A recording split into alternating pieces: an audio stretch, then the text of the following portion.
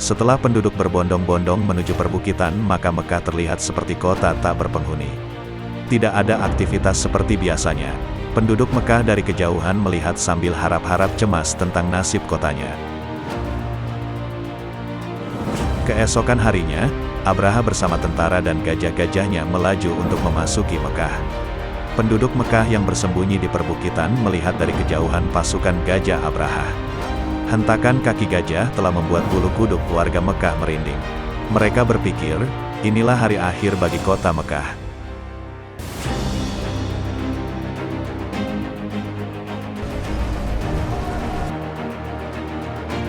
Raja Abraha dan pasukan gajahnya mulai bergerak mendekati kota Mekah.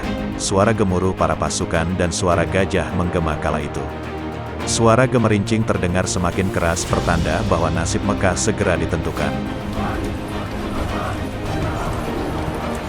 Raja Abraha dan pasukannya semakin bersemangat untuk segera menuntaskan misinya, yaitu menghancurkan Ka'bah. Setelah pasukan mulai memasuki wilayah terdekat dari kota Mekah, yaitu Wadi Masar atau Lembah Masar yang terletak antara Musdalifah dan Mina, tiba-tiba gajahnya berhenti dan duduk. Gajah ini tidak mau lagi berjalan menuju Ka'bah dan tidak mau dikendalikan oleh mereka baik ke arah selatan, utara atau timur.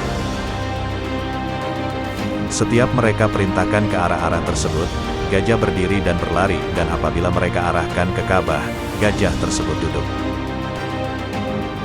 Meski telah dicambuk sang majikan, gajah-gajah itu berbalik arah dan enggan menuju Ka'bah.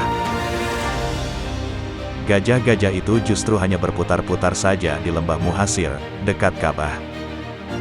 Abraha geram dan terus memerintahkan pasukannya untuk mencambuk gajah-gajah itu agar menurut.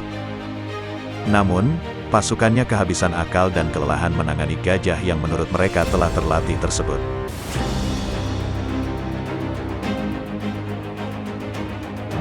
Tidak lama kemudian, tiba-tiba datang rombongan burung dari angkasa. Jumlahnya amat banyak, bahkan tak terhitung.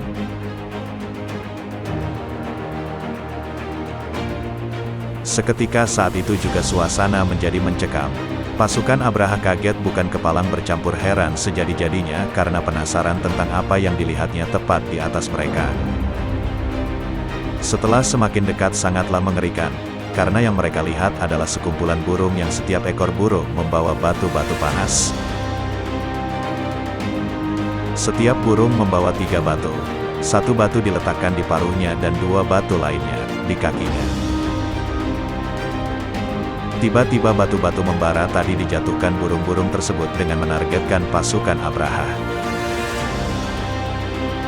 Selain dijatuhkan, burung-burung itu pun melemparkan batu membara tersebut ke arah pasukan Abraha. Di antara paru-paru dan kaki ababil itu terdapat bara api yang sangat panas yang disebutkan berasal dari kerikil-kerikil neraka. Setiap burung membawa 3 batu. Batu-batu itu disebutkan sebesar kacang dan adas. Suara gemuruh dan teriakan kesakitan di mana-mana. Pasukan Abraha lari ke sana kemari untuk menghindar sehingga satu sama lain saling bertabrakan sehingga jatuh, sementara hujan batu panas itu terus saja berjatuhan.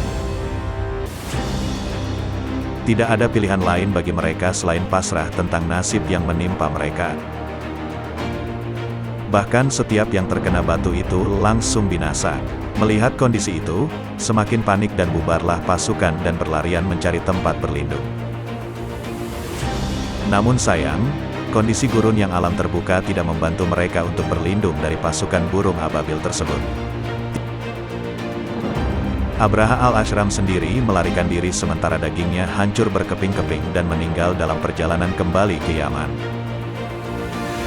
Apakah kamu tidak memperhatikan bagaimana Tuhanmu telah bertindak terhadap tentara bergajah? Bukankah Dia telah menjadikan tipu daya mereka itu sia-sia, dan Dia mengirimkan kepada mereka burung yang berbondong-bondong, yang melempari mereka dengan batu berasal dari tanah yang terbakar, lalu Dia menjadikan mereka seperti daun-daun yang dimakan ulat. Quran Surat Al-Fil ayat 1-5.